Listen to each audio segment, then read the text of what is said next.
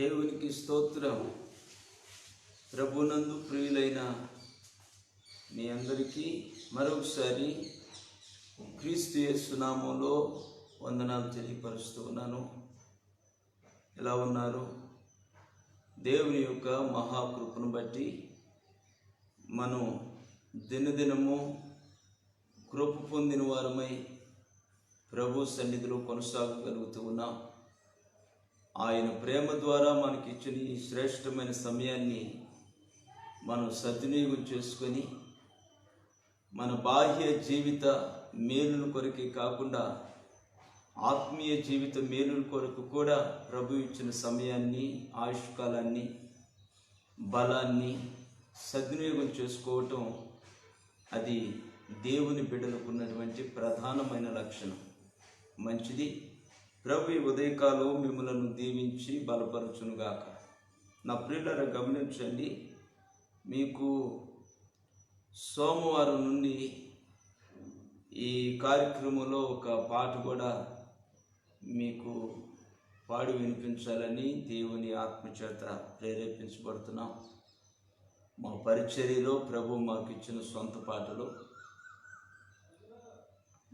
వాటిలో ఒక్కొక్క పాట మీ ముందు పెట్టాలని దేవుని ఆత్మచేత ప్రేరేపించబడుతూ ఉన్నాం. మంచిది. ఈ పూట పరిశుద్ధ దేవుని లేఖనాల్లో మరొక సత్యాన్ని మనం ధ్యానం చేసుకుందాం. బైబిల్లో మనం లూకా సువార్త 20వ అధ్యాయం 38వ వాక్యాన్ని ఒకసారి మనం చూస్తే, అది లూకా సువార్త 20వ అధ్యాయం 38వ వాక్యంలో మనం చూస్తే, ఆయన సజీవులకి దేవుడు కానీ మృతులకు దేవుడు కాడు అనే మాటని మనం చూస్తాం. ప్రియులారా, ఆయన మృతులకే, సజీవులకి దేవుడు కానీ మృతులకు దేవుడు కాడు. ఈ పూట మన వాక్య భాగం ఒక అంశం మీద మనం ధ్యానం చేసుకున్నాం. ఎవరు మృతులు, ఎవరు మృతులు అనే అంశం మీద మనం కొద్ది నిమిషాలు దేవుని వాక్యాన్ని ధ్యానం చేసుకున్నాం. మనం చదువుకున్నటువంటి లేఖన భాగంలో ఆయన సజీవులకే దేవుడు కానీ మృతులకు దేవుడు కాడు. గమనించండి, సజీవులు, మృతులు. సజీవులు, మృతులంటే ఇప్పుడు భూమి మీద బ్రతికి ఉన్నవారు సజీవులు, మరణించిన వారు మృతులు. దేవుని లేఖనం రెండంచులు కలిగిన ఖడ్గము అని సెలవిస్తూ ఉంది పరిశుద్ధ బైబిల్ గ్రంథం. నేను ఈ పూట ఒక కోణంలో కాదు, మరొక కోణంలో మీ ముందు ఈ లేఖనాన్ని వివరించాలని ఆశపడుతున్నాను. భూమి మీద సజీవులు, ఇది ఒక కోణం. రెండవది, దేవునిలో సజీవులు, ఆత్మీయ జీవితంలో సజీవులు. ఈ ఉదయకాలం మనం ఈ వాక్య భాగంలో గుర్తించవలసింది ఏమిటంటే, బాహ్యముగా అక్షరార్థాన్ని బాహ్యముగా మనం తీసుకోవద్దు, ఆత్మీయ కోణంలో మనం ఆలోచించేద్దాం. దేవునిలో ఎవరు సజీవులు, ఎవరు మృతులు? సజీవులు అనే విషయాన్ని ప్రక్కన పెడదాం. ఎవరు మృతులు? భక్తి జీవితంలో ఎవరు మృతులు? విశ్వాసంలో ఎవరు మృతులు? సంఘంలో ఎవరు మృతులుగా ఉన్నారు? పేరుకు సజీవులుగా ఉన్నారు కానీ, బ్రతికి ఉన్నారు కానీ, కంటికి బ్రతికిన వారుగా కనిపిస్తున్నారు కానీ, దేవునిలో చాలామంది మృతి చెందిన వాళ్ళు ఉన్నారు. వీళ్ళు రేపు ప్రభు రహస్యపు రాకడలో విడవబడే గుంపులో ఉన్నారు. వీళ్ళను మనం గుర్తించేది ఎలా?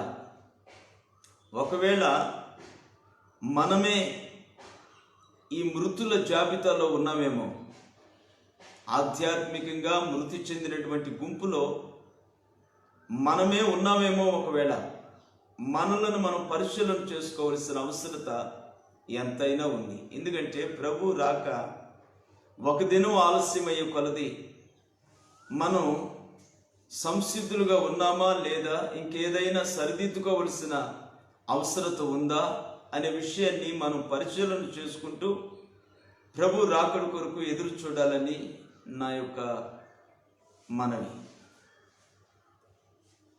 కనుక ఈ భాగంలో మనం ఎవరు మృతులు అనే విషయాన్ని మనం తెలుసుకోవాలంటే ఒక 4 విషయాలు నేను మీకు జ్ఞాపకం చేస్తాను. 115వ కీర్తనలో 17వ వాక్యంలో ఎవరు మృతులో ఒక చక్కగా వ్రాయబడి ఉందండి. 115వ కీర్తన 17వ వాక్యం.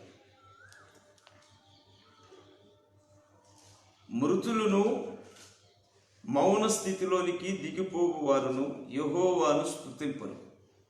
గమనించండి, ఎవరు మృతులు అని మనం తెలుసుకోవాలనుకుంటే దేవుని స్తుతించినటువంటి వాళ్ళు మృతులు.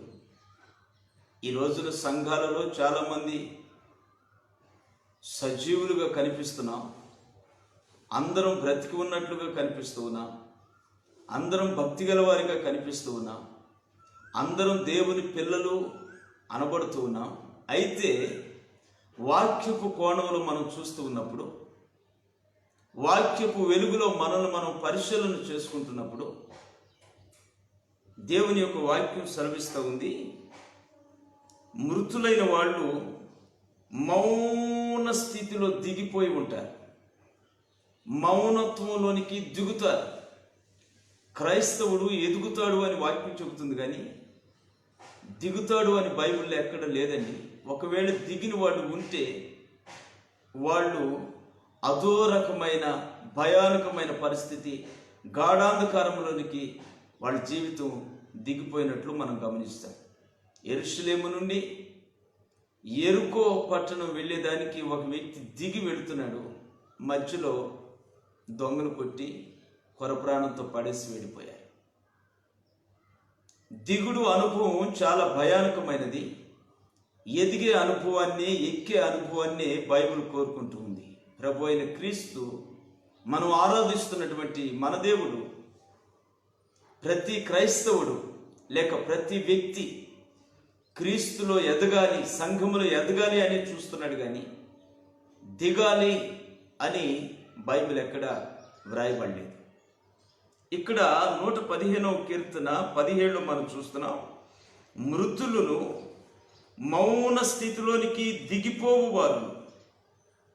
ఎవరు మృతులై ఉన్నారో, రెండవది ఎవరు మౌనపు స్థితిలోనికి దిగిపోయి ఉన్నారో వాళ్ళు యెహోవాను స్తుతింపరు. గమనించండి, ఈ వాక్యంలో మనం తెలుసుకోవాల్సిన సత్యం ఏంటంటే, దేవుని స్తుతించని వాళ్ళు, మౌనంగా దేవుని సన్నిధిలో మౌనాన్ని వహించి ఉన్నటువంటి వాళ్ళు మృతులు అని బైబిల్ చక్కగా తేటగా మనకి ఉదయకాలం సెలవిస్తూ ఉంది. నా ప్రియులారా, ఎవరు ప్రభువును స్తుతించరో వాళ్ళు మృతులు. ఈ రోజున స్తుతించిన ప్రతి జనం సంఘాల్లో నిండిపోయి ఉన్నారు. స్తుతించడానికి సిగ్గుపడేవాళ్ళు, స్తుతించేదానికి కారణాలు వెతికేవాళ్ళు కోకొల్లలుగా సంఘాల్లో నిండిపోయి ఉన్నారు. స్తుతి కూటం పెట్టుకోవాలంటే ఏదో ఒక మేలు జరగాలి, ప్రభువును స్తుతించాలంటే ఎవరేమన్నా చూస్తారేమో, ఎవరేమన్నా అనుకుంటారేమో, ప్రభువును స్తుతించాలంటే మరి కొంతమంది ప్రేరేపించాలి వాళ్ళని. మానవుడు దేవుని స్తుతించేదానికి దేవుడు ఏర్పాటు చేసుకున్నాడు. స్తుతి అనేది మనం నేర్చుకోవలసిన మొదటి విద్య. ఒక క్రైస్తవుడు నేర్చుకోవలసిన విద్యలు, ప్రాముఖ్యమైన విద్యలు రెండే ఉన్నాయండి. ఒకటి స్తుతించటం, రెండవది ప్రార్థించటం. స్తుతి, ప్రార్థన, ఈ రెండు క్రైస్తవ విజయానికి మూలాధారమైనటువంటి అనుభవాలు. ఈ రోజున ప్రార్థించేవాళ్ళు కొదువుగా ఉన్నారు, స్తుతించేవాళ్ళు కొదువుగా ఉన్నారు, ప్రకటించేవాళ్ళు కోకొల్లలుగా ఉన్నారు, సాక్ష్యం ఇచ్చేవాళ్ళు కోకొల్లలుగా ఉన్నారు, పాడగలిగే వాళ్ళు కోకొల్లలుగా ఉన్నారు. కానీ అన్నిటికంటే విలువైనవి, ప్రధానమైనవి, మన భక్తి గల జీవితాన్ని జయ జీవితంలోనికి నడిపించగలిగేది, క్రీస్తు యొక్క ధవళ సింహాసనం దగ్గరికి మనల్ని తీసుకువెళ్ళగలిగేది స్తుతి, ప్రార్థన. నా ప్రియులారా, ఈ ఉదయకాలం వాక్యపు వెలుగులో మనల్ని మనం కొద్ది నిమిషాలు పరిశీలన చేసుకుందాం. ఎవరి కోసమో ఈ మాటలు అని అనుకోవద్దండి, వినుచున్న మన కోసమే అని మనం భావించాలి. అది మన ఆత్మీయ జీవితానికి క్షేమం. మీరు ఎంతమంది ఈ కార్యక్రమాన్ని వీక్షిస్తున్నారో నాకైతే తెలియదు, కానీ సర్వశక్తి కలిగిన దేవుడు ఈ లేఖనాలు మీ యొద్దకు నడిపించాడంటే మీ మీద ఒక సంకల్పం, ఒక ప్రణాళిక, ఒక ప్రేమ మీ మీద ఎంతో ఉందని అర్థం చేసుకొని వినయ మనస్సుతోటి దేవుని వాక్యం వీక్షించాలి, వినాలని నా యొక్క మనవి. దేవుని యొక్క వాక్యంలో ఎవరు మృతులు? ఆయన మృతులకు దేవుడు కాడు. సజీవులకే ఆయన దేవుడట, మృతులకు ఆయన దేవుడు కాడట. ఈ రోజున నేనేమంటానంటే, బ్రతికి ఉన్న వారిలో కూడా మృతులైన వాళ్ళు చాలా మంది ఉన్నారు. వాళ్ళకి నా ప్రభు దేవుడు కాడు. వాళ్ళు ఎవరు అని మనం గుర్తించాలనుకుంటే 115వ కీర్తన 17 మనం చూస్తూ ఉన్నాం. వాళ్ళు ప్రభువును స్తుతించలేరు. వాళ్ళ వ్యక్తిగత జీవితాల్లో ఎన్నో కార్యాలు జరుగుతూ ఉంటాయి, కానీ మాకు కార్యాలు జరిగాయని చెప్పుకునేవారిగా కొంతమంది ఉంటారు, కానీ కృతజ్ఞతగా ప్రభువును స్తుతించేవాళ్ళు చాలా అరుదండి, చాలా అరుదు. ఎవరైతే స్తుతించలేకపోతున్నారో దేవుణ్ణి, ఎవరైతే ఘనపరచలేకపోతున్నారో, ఎవరైతే మహిమపరచలేకపోతున్నారో, దేవుని సన్నిధిలో వాళ్ళ యొక్క విలువలను బట్టి, వాళ్ళకున్న అధికారాలను బట్టి, వాళ్ళకున్న ధనధాన్యములను బట్టి, ఐశ్వర్యాన్ని బట్టి ఒక రిచ్ అనుభవంగా దేవుని సన్నిధిలో కొంతమంది మౌనంగా ఉంటున్నారండి. ప్రభువును స్తుతించాలి అనుకుంటే ఏదో తేలికపాటి వ్యక్తులుగా ఉన్నవాళ్ళు మాత్రమే స్తుతిస్తున్నారు. ధనవంతులుగా ఉన్నవాళ్ళు, ఐశ్వర్యవంతులుగా ఉన్నవాళ్ళు స్తుతించే మనుషులను అలా చూస్తూ ఉండిపోతున్నారే కానీ వాళ్ళతో కలిసి స్తుతించలేని వారిగా ఉంటున్నారు. అందరూ లేరండి, కొందరు ఉన్నారు అలా. దయచేసి అలాంటి అనుభవంలో ఉన్న వాళ్ళు ఎవరైనా ఈ కార్యక్రమంలో ఉండి ఉంటే ఒక సేవకునిగా నేను ప్రేమపూర్వకంగా మనవి చేస్తూ ఉన్నాను. అది నీ ఆత్మీయ జీవితానికి మృతి అనుభవాన్ని తీసుకొస్తుంది, కానీ నేను సజీవునిగా దేవునిలో ఉంచలేదు. అందుకని వెంటనే ఆ పాడు గుణాన్ని, ఆ పాడు అనుభవాన్ని విడిచిపెట్టండి. మనం ప్రభువును స్తుతించడానికి నిర్మించబడిన వాళ్ళు. ప్రతి విషయంలో మనం దేవునికి కృతజ్ఞతాస్తుతి చెల్లించడం క్రీస్తు యేసునందు దేవునికి మన మీద ఉన్న చిత్తం అని వాక్యం సెలవిస్తూ ఉంది. మనం ప్రభువును స్తుతించాలి. ఆయన సన్నిధిలో మనం మౌనంగా ఉండటం కాదు. ఆయన ఘనపరచవలసిన సందర్భం వచ్చినప్పుడు మనం మౌన స్థితిలోనికి దిగిపోవటం కాదు. దావీదు చక్రవర్తి అయినా, రాజు అయినా, అధికారి అయినా, ధనవంతుడైనా దేవుని మందస్సును నడిపిస్తూ ఉంటే సామాన్యులైన వాళ్ళు, యాజకులైన వాళ్ళు, లేవీలు అనబడిన వాళ్ళు మందస్సాన్ని తీసుకొస్తూ ఉంటే దావీదు నేను రాజును అనే గుర్తింపు కూడా లేకుండా వస్త్రము తొలగిపోయే విధంగా ఆ సామాన్యమైనటువంటి ప్రజల మధ్యకి దిగివచ్చి దేవుని మనస్సు ఎదుట నాట్యమాడుతూ ప్రభును స్తుతించినట్లు మనం చూస్తాం దేవుని వాక్యంలో.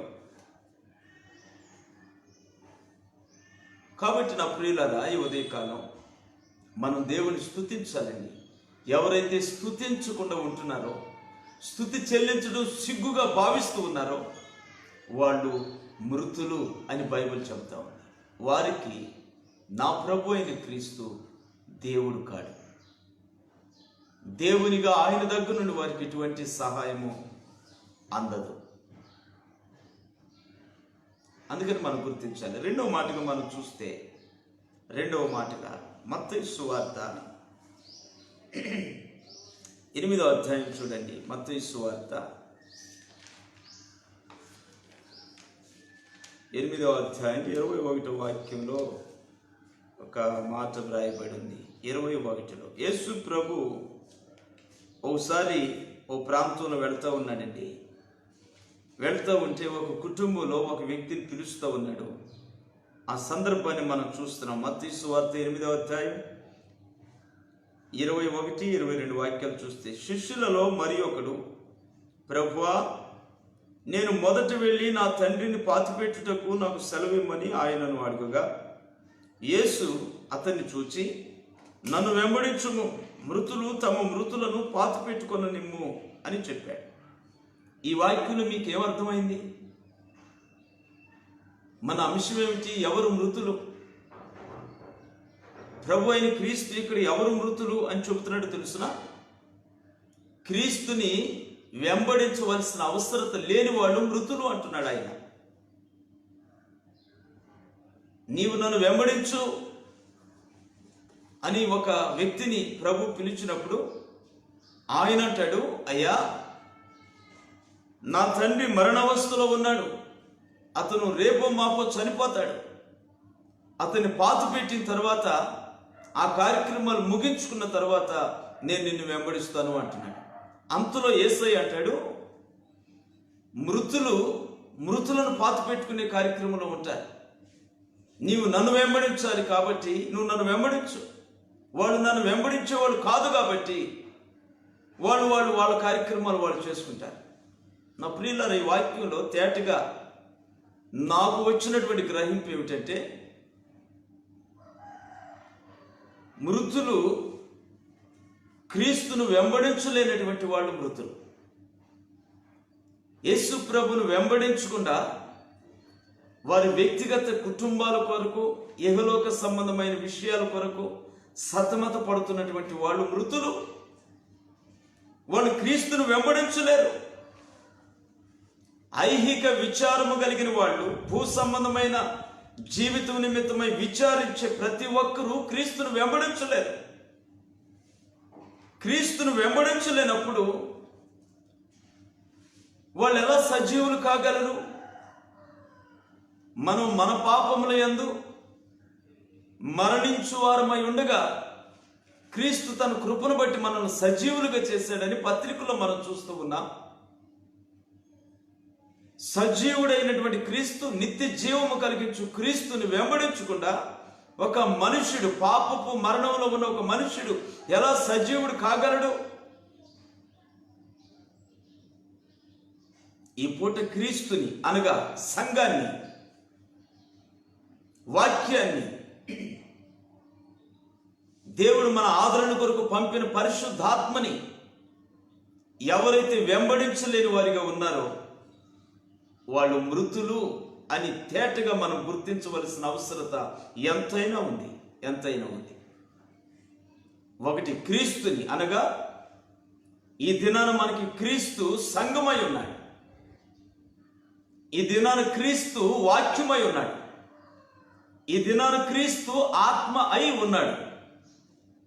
అందును బట్టి మనం ఆత్మచేత నడిపించబడాలి.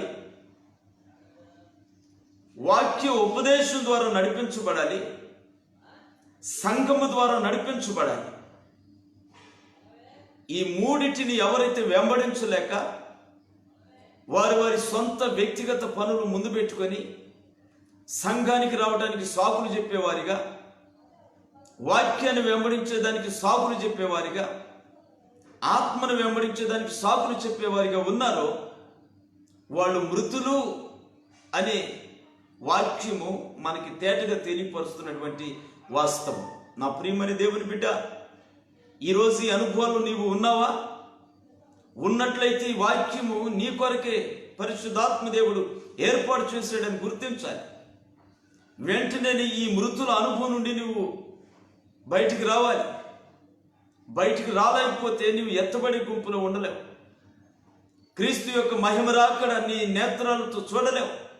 విడువబడిన వారిలో ఉండవలసిన అవసరత వస్తుంది. అందుకని ఈ మృతుల అనుభవాల నుండి నీవు మేల్కొని వెంటనే పైకి ఎక్కి రావాలి. సంఘాన్ని వెంబడించే వ్యక్తివిగా ఉండాలి. వాక్యాన్ని వెంబడించే వ్యక్తివిగా ఉండాలి. ఆత్మను అనుసరించే వ్యక్తివిగా ఉండాలి. అలా లేకపోతే మనం మృతి చెందిన వాళ్ళం. పేరుకు సజీవులుగా ఉన్నా మనం సంఘాల్లో మృతి చెందిన వాళ్ళం. కంపు కొడుతుంది మన సాక్ష్యం. అందును బట్టి మనల్ని మనం సరి చేసుకోవాల్సిన అవసరత ఎంతైనా ఉంది. మూడవ మాటని నేను మీకు జ్ఞాపకం చేస్తాను. యాకోబు పత్రిక అండి. యాకోబు పత్రిక 2వ అధ్యాయం.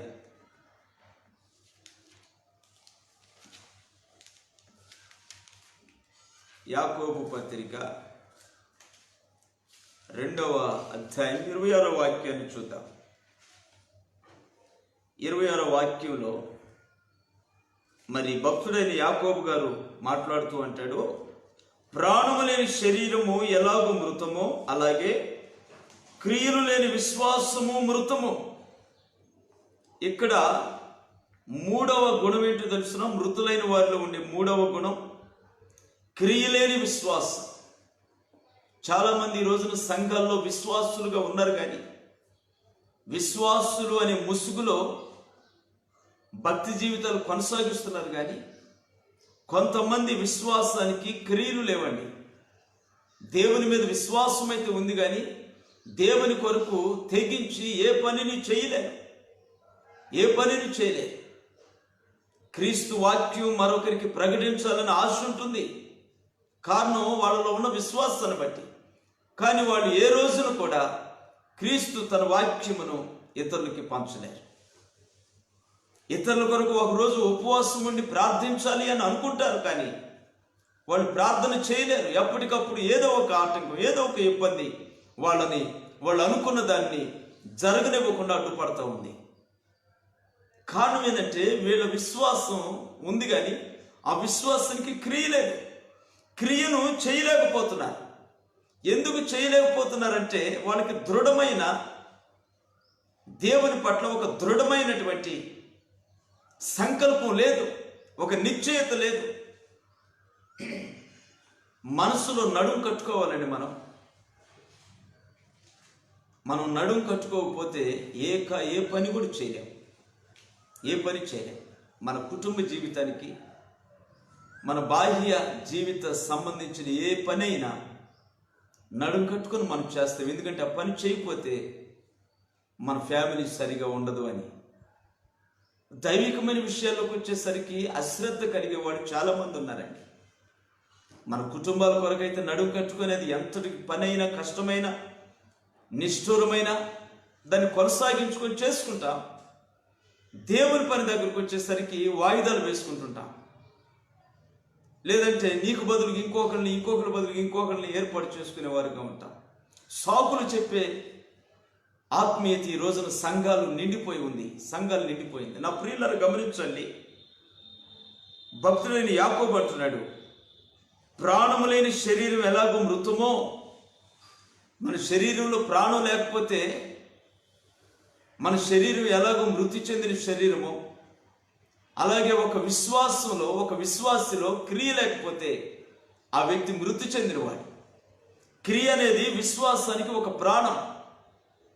మన శరీరం ఉందండి, దీనిలో ప్రాణం ఉన్నంత వరకు శరీరము మనుష్యుడు అంటున్నారు. ఈ శరీరములో నుండి ప్రాణం వెళ్ళిపోయిన తదుపరి మనిషి అనరు, మనల్ని శవము అంటారు. ఇది గంటలు గడిచే కొలది ఈ శవం కంపు కొడుతుంది. సజీవులుగా ఉన్నవారి మధ్య ఈ శరీరం ఇక ఉండేదానికి ఇష్టపడదు. ఎందుకంటే కంపు కొడుతూ ఉంది. దీని గడికి క్షీణించిపోతూ ఉంటుంది. అందుచేత సజీవులుగా ఉన్నవాళ్లే దీని నుండి దూరం అయిపోతారు. దీన్నైనా వాళ్ళు దూరం చేస్తారు, లేదంటే దానికి వాళ్ళైనా దూరం అయిపోతారు. అంతేగాని మృతి చెందిన శరీరాన్ని అంటిపెట్టుకొని ఏ సజీవ శరీరం ఉండలేదు కూడా. ఈ పూట మనం గుర్తించవలసిన సంగతి ఏమిటంటే, క్రియలు లేని విశ్వాసులతో కూడా మనం ఆ విధంగా జాగ్రత్తగా ఉండాలి. క్రియలు లేని విశ్వాసులు మాటలు కోకొల్లలుగా చెబుతారు. దేవుని గురించి కానీ, దేవుని సంఘముల గురించి కానీ, సేవకుల గురించి కానీ, దేవుని పనిలో ఇక మీదట చేయవలసిన కార్యక్రమాల గురించి కానీ, అరటిపండు ఒలిచి చేతిలో పెట్టినట్లుగా ఎంత చక్కగా చెప్పుకొస్తారో, కానీ వారైతే ఇటు పుల్ల ఎత్తి అటు పెట్టరు. వీళ్ళ విధానం మనం చూస్తుంటే శాస్త్రులు పరిసయ్యులు గుర్తుకు రావడం లేదు. శాస్త్రులు పరిసయ్యులు ప్రజల మీద భారం పెడతారు కానీ ఆ భారం వాళ్ళు మోయరట. అందుకని వాళ్ళ నీతి కంటే మన నీతి అధికం కావాలని యేసయ్య కోరుకుంటున్నాడు, మనకి బోధిస్తూ ఉన్నాడు. నా ప్రియులారా గమనించండి, ఉదయకాలం ఎవరు మృతులు అంటే క్రియలేని విశ్వాసము మృతమైనది. ఈ రోజున మనం విశ్వాసం కలిగి ఉన్నామంటే, మనం విశ్వాసమై ఉన్నామంటే మనం క్రియ కలిగి ఉండాలి. సంఘము కొరకు, వాక్యము కొరకు, సేవకుని కొరకు క్రియ కలిగి ఉండాలి. ఏం చేయగలుగుతున్నావు నువ్వు? సంఘానికి, సేవకునికి ఏం చేయగలుగుతున్నావు? దేవుని వాక్యం కొరకు మనం ఏం చేయగలుగుతున్నాం? ఆది అపోస్తుల్లో పరిచర్య చేసే దినాల్లో సంఘస్థులు వారి వారి సంపార్ధన వారి చేతుల్లో పెట్టి సువార్త లేని ప్రాంతాలకు సువార్తను ప్రకటించండి అని వాక్యం కొరకు వాళ్ళు ఒక తెగింపు కలిగి వారి వారి భర్తలకు మారు మనసు లేకుండా ప్రభువుని గుర్తించలేకపోయినా గుర్తించినటువంటి వాళ్ళు తెగించి వాళ్ళ సంపాదనలో కొంత తీసుకొచ్చి అపోస్తుల పాదముల దగ్గర పెట్టారు. దీనిని ఖర్చు పెట్టండి దేవుని వాక్యం కొరకు అని. అది క్రియ, వాక్యము కొరకైన క్రియ, సేవకుని కొరకైన క్రియ, సంఘము కొరకైన క్రియ. సంఘాల్లో బాధ్యత కలిగి, సేవకుడి పట్ల బాధ్యత కలిగి, వాక్యం పట్ల బాధ్యత కలిగి కొంతమంది వాళ్ళ కష్టార్జితం చేత, వాళ్ళ సలహా చేత, వాళ్ళ చాకరీ చేత వాళ్ళలో ఉన్న విశ్వాసానికి ఒక క్రియ తోడు చేసి కష్టపడుతూ ఉన్నారు. వాళ్ళను బట్టే సంఘం అభివృద్ధి చెందుతుంది. మరికొంతమంది ఉన్నారండి, మాట సహాయం చేయరు, చేతి సహాయం చేయరు. వాళ్ళు ఒళ్ళొంచి దేవుని పని చేసేదానికి ముందుకు రారు, కానీ కోకొల్లలుగా మాట్లాడతారు. వీరి వలన సంఘం ఆగిపోతుంది, సంఘం వెనకడుగు వేస్తుంది, సంఘం తన చిత్తాన్ని నెరవేర్చుకోలేకపోతుంది. అందుకని వీళ్ళని గురించి బైబిల్ అంటుంది, వీళ్ళు బ్రతికి ఉన్నా కూడా మృతి చెందిన వారితో సమానం. క్రియలేని విశ్వాసం మృతమైనది, అది కంపు కొట్టిపోద్ది. ఏదో ఒక రోజున సజీవులుగా ఉన్న భక్తి కలిగిన వారి మధ్య నుండి వాళ్ళు దూరం అయిపోతారు, లేదంటే వారికి మనమైన దూరం అయిపోతాం. ఎందుకంటే వారి ప్రవర్తనకి మన ప్రవర్తనకి పొందిక కుదరదు. అందుచేత మనమే దూరం అవుతాం, లేదంటే వాళ్ళే మనకు దూరం అయిపోతారు. విశ్వాసం లేకపోతే, విశ్వాసము ఉండి దానికి క్రియ లేకపోతే ఇంత భయంకరమైన పరిస్థితి ఏర్పడుతుంది. ఇప్పుడు ఎవరు మృతులు అంటే, 115వ కీర్తన ప్రకారంగా స్తుతించలేని వాళ్ళు మృతులు.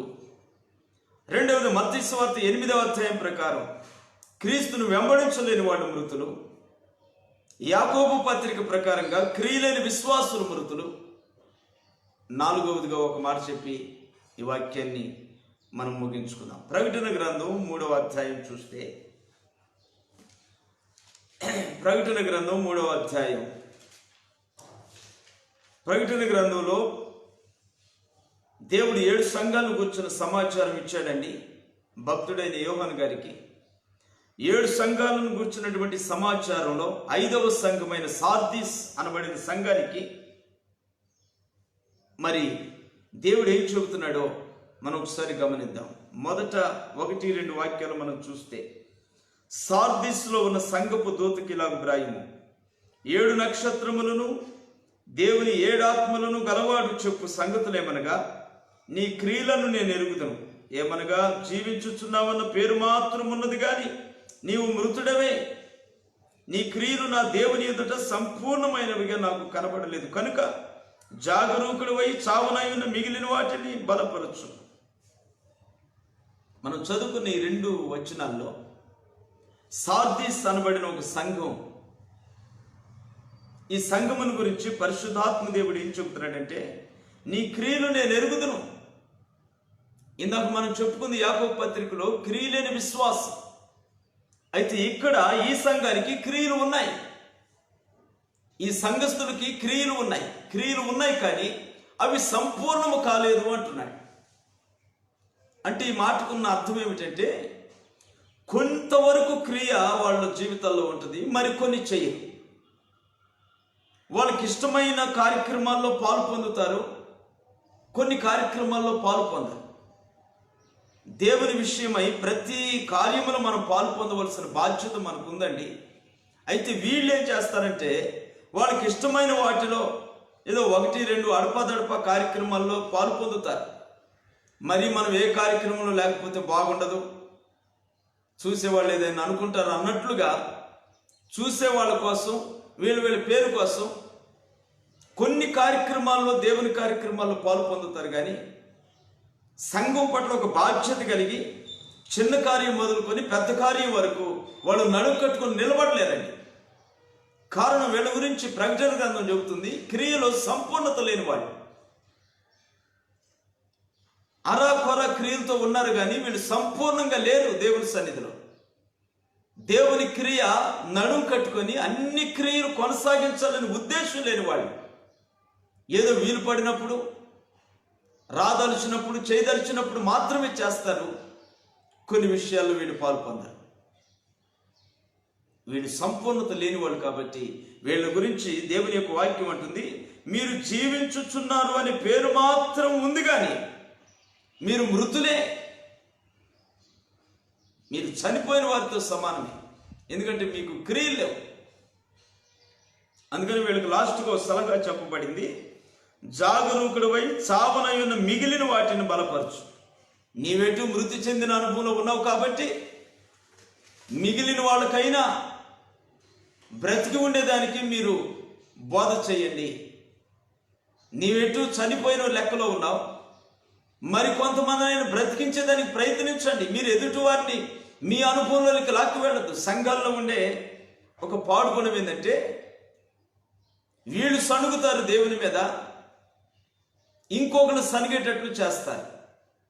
వీళ్ళు మానేస్తారు సంఘాన్ని, మరొకరు మానేసేదానికి ప్రయత్నిస్తారు. వీళ్ళు దేవుని కార్యక్రమాలకు రారు, చెయ్యరు, చేసే వాళ్ళను కూడా ఆపేదానికి ప్రయత్నిస్తూ ఉంటారు. అందుకని దేవుని వాక్యం ఈ సంపూర్ణత లేని మృతి చెందినటువంటి ఈ విశ్వాసంతో దేవుని యొక్క వాక్యం చెబుతా ఉంది, మీరెటు సంపూర్ణమైనవిగా నాకు కనబడలేదు మీ జీవితంలో, కనుక జాగరూకుడవై అనగా రాత్రి పగలు మెలకువగలిగిన వాడవై చావనై ఉన్న ఇంక అనేక మందినైనా మీరు బలపరచండి. మీరెటు చచ్చారు, మీకెటు క్రియలు సంపూర్ణంగా లేక మీరు సచ్చిన వారి గుంపులో ఉన్నారు. కొంతమంది తెలియక సచ్చిన గుంపులో ఉన్నారు. వాళ్ళకి తెలియలా, నీకు తెలిసి సచ్చిన గుంపులో ఉన్నావు. కొంతమందికి తెలియకనే సచ్చిన గుంపులో ఉన్నారు. వారినైనా మీరు బ్రతికించండి, వారినైనా మీరు బలపరచండి అని దేవుని వాక్యం సెలవిస్తావు. కనుక నా ప్రియులరా, ఈ ఉదయకాలం మనం గుర్తించవలసిన నగ్న సత్యం ఏమిటంటే 4 అనుభవాలు ఉన్నాయి. ఆయన సజీవులకి దేవుడు కానీ మృతులకు దేవుడు కాదు అని లూకా సువార్త 20వ అధ్యాయం 38వ వాక్యం మనం చూస్తూ ఉన్నాం. ఎవరు మృతులు అని మనం ప్రశ్న వేసుకుంటే దానికి సమాధానంగా 4 అనుభవాలు నేను మీకు జ్ఞాపకం చేశానండి. 1, స్తుతించని వారు మృతులు. క్రీస్తును వెంబడించకుండా వారు వారి ఐహిక విచారముల వలన ఉండిపోయేవాళ్ళు మృతులు అని బైబిల్ చెప్తా ఉంది. 3వదిగా క్రియలేని విశ్వాసం కలిగిన వాళ్ళు మృతులు. 4వదిగా క్రియలో సంపూర్ణత లేని వాళ్ళు మృతులు. అందుకని చివరిగా మీకు ఒక మాట చెప్తాను. ఎఫెసీ పత్రిక 5:14 మీరు చూస్తే, ఎఫెసీ పత్రిక 5:14 మీరు చూడండి.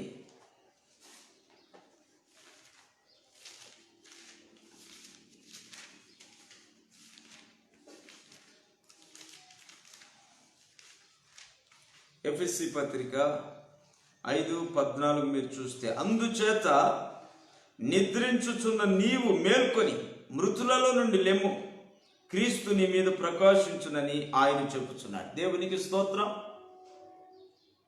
ఈ స్తుతించలేని వాళ్ళు, ప్రభువును వెంబడించలేని వాళ్ళు, క్రియలేని వాళ్ళు, విశ్వాసులు క్రియలేని వాళ్ళు, కొన్ని క్రియలుండి కొన్ని క్రియలు చేయలేనటువంటి సంపూర్ణత లేని వాళ్ళు, వీళ్ళందరూ మృతి చెందినటువంటి గుంపు.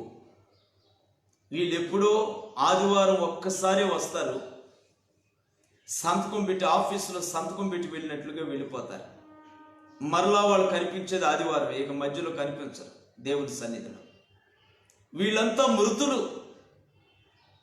ఈ మృతుల మధ్య కొంతమంది మత్తు కలిగిన వారై ఉంటున్నారు. వాళ్ళని గురించి బైబిల్ చెప్తా ఉంది, నిద్రించుచున్న నీవు మేల్కో. మరి కొంతమందికి దేవుని వాక్యం ఏం చెబుతుందంటే, నిద్రిస్తూ ఉన్న నీవు మేల్కొని నీతో ఉన్న ఈ మృతులను గుర్తించి వారి మధ్య నుండి నీవు లెమ్ము. వారితో పాటుగా నువ్వు నడవద్దు, వారితో పాటుగా నీవు కలవద్దు, వారి మాటలో కానీ వారి ప్రవర్తనలో కానీ నీవు కలవద్దు. వారి మధ్య నీవు నిద్రమత్తు కలిగి ఉన్నావు. అంతే కదండి. విశ్వాసంలో క్రియ లేకుండా ఎప్పుడో వాళ్ళు తోచినప్పుడు, మనసు పుట్టినప్పుడు దేవుడి సన్నిధికి రావటం, వెళ్ళటం, దేవుడి పనులు చేయటం, ఇలా ఉండే వాళ్ళతో మరికొంతమంది భక్తి కలిగిన వాళ్ళు కలిసి ఉంటున్నారంటే ఈ భక్తి కలిగిన వ్యక్తిలో నిద్రమత్తు ఉందని అర్థం. అంటే తెలివితేటలు లేవండి, ఆత్మ సంబంధమైన తెలివి లేదు, వాక్య సంబంధమైనటువంటి మెలకువ లేనటువంటి వాడు. గురుగులు గోధుమలు రెండు కలిసి ఉన్నాయి అని వాక్యం చెబుతుంది. ఏది గోధుమో ఏది గురుగో గుర్తించలేని మెలకువ లేనటువంటి వాడు. ఎవరు భక్తి కలిగిన వాళ్ళు, ఎవరు భక్తిహీనులో తెలుసుకోలేని నిద్రమత్తు. మామూలుగా రాత్రి అయిన తర్వాత మనం పడుకుంటాం, ఆ నిద్ర గురించి కదండి బైబిల్ చెబుతుంది. ఆ నిద్ర గురించి కాదు. కొంతమంది పిల్లల్ని ఏదో ఒకటి చెబితే మరొక పని చేస్తారు వాళ్ళు. అలాంటి వాళ్ళని పెద్దలైన వాళ్ళు ఏమంటారంటే, ఒరే నిద్రపోతా, నిద్రముఖముడా అంటారు. అంటే కారణం ఏంటంటే, చెప్పినటువంటి మాటని సరిగా వినకుండా దానికి తగినట్లు చేయలేనటువంటి వ్యక్తిని నిద్రముఖముడా అంటారు. నిద్రపోయే వ్యక్తికి ఏ విషయం అర్థం కాదు. అలాగనే కొంతమంది మృతులు అయినటువంటి మృతుల గుంపు, ఈ మృతుల గుంపులో వీళ్ళ జీవితాన్ని గడిపేస్తున్నారు. కొంతమంది మృతుల గుంపులో జీవితాలు గడిపేసే వాళ్ళకి దేవుని వాక్యం అంటుంది, నీవు నీకున్న ఆ నిద్రమత్తు విడిచి మేల్కో. నీవు ఉన్న స్థలం మృతులతో నిండిన స్థలం అది. అక్కడ స్తుతించే వాళ్ళు ఉండరు. వాళ్ళ మధ్య నువ్వుంటే నిన్ను కూడా స్తుతింపనివ్వరు. హల్లెలూయా అంటూ పొరపాటు అంటండి. ఒక దైవ సేవకుడు నాతో అంటాడు, హల్లెలూయా అనే మాట అనకూడదు అని. బైబిల్లో మూల పదం అది హల్లెలూయా అనే మాట. దానికి అర్థం దేవుని స్తుతించండి అని. దేవుని స్తుతించండి అనే పదం తప్పు కానప్పుడు హల్లెలూయా అనే పదం ఎలా తప్పైందండి? ఇది కొంతమంది పరిచర్యల్లో వాళ్ళ పరిచర్య సిద్ధాంతం, హల్లెలూయా అనే మాట అనకూడదు అని. అంటే వీళ్ళు స్తుతించే వాళ్ళు గొంతు నొక్కేశారు, స్తుతించే ప్రజల్ని పీక నొక్కేశారు. మీరు స్తుతించమాకండి అన్నారు. ఇది ఒక దెయ్యాల గుంపు. భూమి మీద దేవుని నామాన్ని స్తుతించకుండా ఆపగలుగుతున్న దెయ్యాల గుంపు అన్నమాట ఈ గుంపు. ఇలాంటి వారి మధ్య స్తుతించే వాళ్ళు ఉంటే వాళ్ళని దేవుని వాక్యం పిలుస్తుంది, నిద్రిస్తున్న నీవు మేల్కో. స్తుతించలేని ప్రజల మధ్య నువ్వు ఉండద్దు. నీవు వెంటనే వాళ్ళని విడిచి నువ్వు మేల్కొని ప్రకాశించు. ప్రభు నీ మీద ప్రకాశించాలనుకుంటున్నాడు, నీలో నుండి ప్రకాశించాలనుకుంటున్నాడు, నీ ద్వారా స్తుతించబడాలనుకుంటున్నాడు, నీ ద్వారా ప్రకటించబడాలనుకుంటున్నాడు, నీ ద్వారా మహిమ పొందుకోవాలనుకుంటున్నాడు. మహిమ పరచలేని మనుషుల మధ్య నీవెందుకు రా నా దగ్గరికి అని ప్రభు పిలుస్తున్నాడు. నా ప్రియమైన దేవుని బిడ్డ, స్తుతించలేని జనం మధ్య మనం ఉండద్దు. ప్రభుని స్తుతిస్తూ చప్పట్లు కూడా కొట్టలేని సంఘాలు కొన్ని ఉన్నాయంట. ఈ మధ్య నాకు కొత్తగా తెలిసింది. చప్పట్లు కొట్టలేని సంఘాలు, చప్పట్లు కొట్టడం తప్పు అనే సంఘాలు, స్త్రీలు దేవుని సన్నిధిలో పాడకూడదంట. ఇలా కొన్ని పరిచర్యలు, కొన్ని సంఘాలకి ఉన్న సిద్ధాంతాలు, వాళ్ళ వ్యక్తిగత సిద్ధాంతం ఒక మనిషిని దేవుని దగ్గరికి నడిపించలేదు. డినామినేషన్ యొక్క రూల్స్ ఏ ప్రజల్ని దేవుని యొద్దకు నడిపించలేదు. మనకు కావాల్సింది పరిచర్య సిద్ధాంతాలు కాదు, సంఘాల సిద్ధాంతాలు కాదు, వాక్యపు సిద్ధాంతం మనకు కావాలి, వాక్య నియమం మనకు కావాలి. ప్రతి మనిషిని ప్రభు స్తుతించేదానికి ఏర్పాటు చేసుకున్నాడు కాబట్టి మనం స్తుతించాలి. ఇక్కడ కనుమూసిన తదుపరి దేవుని సన్నిధిలో మనం ఉండబోతున్నాం. దేవుని దూతల వలె ఉండబోతున్నాం అని బైబిల్ చెబుతుంది. దేవుని దూతలు చేసే పని ఏమిటండి? అనుదినం ప్రతి క్షణం దేవుడు పరిశుద్ధుడు పరిశుద్ధుడని ప్రతిగానాలు చేస్తూ ఉండటం యెషయా గ్రంథం 6వ అధ్యాయంలో మనం చూస్తున్నాం. అది దేవదూతల పని. ప్రచురించడం దేవదూతల పని, స్తుతించడం దేవదూతల పని, దేవుని మాట మోసుకెళ్ళి ప్రజలకు చెప్పడం దేవదూతల పని. ఈ పనిలో మనం ఉండాలి అని యేసు ప్రభు చెబుతున్నాడు. మనం మరణించిన తర్వాత, మృతి చెందిన తర్వాత దేవుని దూతల వలె ఉంటామని దేవుని వాక్యంలో యేసయ్య స్పష్టంగా చెబుతున్నాడండి. మరి దేవుని దూతలు చేసే పని మనం చేయొద్దా? అదే కదా భూమి మీద మనం చేస్తుంది, ప్రభుని స్తుతించడం, చప్పట్లు కొట్టడం. మీ దేహంతో మీ దేవుని మహిమపరచండి అంటే దేహంతో దేవుని ఎలా మహిమపరచడం? చేతులతో చప్పట్లు కొట్టి, కాళ్ళతో పరుగులెత్తి ప్రభు కోసం శరీరాన్ని దేవునికి మహిమగా, ఆరాధన స్థలంగా, ఆలయంగా మార్చి ఈ విధంగా దేవుని మహిమపరచాలి. కానీ కొన్ని సంఘాలు వాళ్ళ సిద్ధాంతాలు స్తుతించే వాళ్ళు గొంతు నొక్కేసి ప్రభువుకు స్తుతి లేకుండా చేస్తున్నారు. ఇది దెయ్యాల గుంపు అని చెప్పడంలో నేను ఏమాత్రం భయపడటం లేదు. ఈ దెయ్యాల గుంపులో కొంతమంది తెలియక అమాయకులైన ప్రజలు వెళ్తున్నారు. వాళ్ళని గురించి యేసయ్య అంటున్నాడు, దేవుని యొక్క వాక్యం అంటుంది, ఎఫెసీ పత్రికలో దేవుని వాక్యం అంటుంది, మీరు మత్తు కలిగారు కాబట్టి ఏ ప్రజల మధ్యకి వెళ్తున్నారో మీకు అర్థం కావట్లేదు, ఏ ప్రజల మధ్య నివసిస్తున్నారో మీకు అర్థం కావట్లేదు. అందుకని నువ్వు మేల్కొని నీ ఉన్న మృతుల ఆ సమూహాన్ని విడిచిపెట్టు, లెమ్ము, క్రీస్తు నీ మీద ప్రకాశించును అని చెబుతున్నాడు. నా ప్రియులారా, ఈ ఉదయకాలం ఈ వాక్యాన్ని మీ గుండెల్లో దాచుకోండి, మీ మనసులో ఉంచుకోండి. మనం స్తుతించవలసిన వాళ్ళు ప్రతి సమయంలో, ప్రతి చోట, ప్రతి విధమైన పరిస్థితుల్లో మనం ప్రభువును స్తుతిస్తూ ఉండాలి. స్తుతించడమే మనకి ప్రధానమైన విద్య, ప్రార్థించడమే మనకు ప్రధానమైన విద్య. ఇంతకు మించిన విద్య మరొకటి లేదు. ఉన్నా అది వ్యర్థమని బైబిల్ చెప్తా ఉంది. కనుక మనం స్తుతించలేని వాళ్ళు మృతులు, ప్రభువును వెంబడించలేని వాళ్ళు మృతులు, విశ్వాసం ఉంది కానీ క్రియలేనటువంటి వాళ్ళు మృతులు. కొన్ని క్రియలు ఉన్నాయి, మరికొన్ని క్రియల్లో వాళ్ళు ఉండరు, అంటే సంపూర్ణత లేదు క్రియలో, వాళ్ళు మృతులు. దయచేసి ఇలాంటి అనుభవం కలిగిన వ్యక్తుల మధ్య మనం ఉండవద్దండి. ఉండకుండా ప్రభు కొరకు నడుము కట్టుకుని స్తుతించే వాళ్ళని మనం వెంబడించాలని దేవుని యొక్క వాక్యం చెబుతా ఉంది. ఏమాత్రం మీకు ఈ వాక్యం మీద విశ్వాసం కలిగిన మీరు ఉన్న స్థలంలోని తలలు వంచండి. ఓ చిన్న ప్రార్థన చేస్తాం. పరిశుద్ధుడ, ప్రేమగల తండ్రి, మా నాయనా నీకు స్తోత్రం చెల్లిస్తున్నాను. ఈ ఉదయం మీరు మా ఎదుట పెట్టిన లేఖన భాగాన్ని బట్టి మీకు వేలాది కృతజ్ఞత అయ్యా. ఒకవేళ మేము ఎరుగక మృతి అనుభవాలు కలిగిన వ్యక్తుల మధ్య మేము నివసిస్తూ ఉన్నామేమో, మమ్మల్ని మేము వాక్యపు వెలుగులో పరిశీలన చేసుకొని వారికి మేము దూరంగా జీవించడానికి కృప దయచేయండి. దూరంగా జీవించడం బట్టి నాయన వారిని విడిచిపెట్టి మమ్మల్ని దూరంగా పారిపోమని కాదు, వాళ్ళ అనుభవాలకు మమ్మల్ని దూరంగా ఉండమంటున్నారు మీరు. ఆ విధంగా ఉండగలిగిన జ్ఞానం, వివేకం ఇదిగో ఈ ఉదయకాలం నాతో పాటుగా ఈ లైవ్లో ఉన్నాం ప్రతి ఒక్క బిడ్డకి మీరు అనుగ్రహించమని ప్రార్థిస్తున్నాను. సహాయం చేయండి మా తండ్రి. ఈ దినం ప్రభువా మీకు స్తోత్రాలు. ఇదిగో ఈ కార్యక్రమంలో పాల్పొందిన నా ప్రియ దైవ సేవకులు, విశ్వాసులైన బిడ్డలు, ఇంకా క్రొత్తగా యేసు ప్రభు వాక్యం వినాలని ఆశ కలిగి వచ్చి వింటున్నటువంటి వాడు ఎవరైనా కావచ్చు, ప్రతి ఒక్కరిని మీరు దర్శించండి. ఈ కడవరి దినాల్లో ఉన్నాం.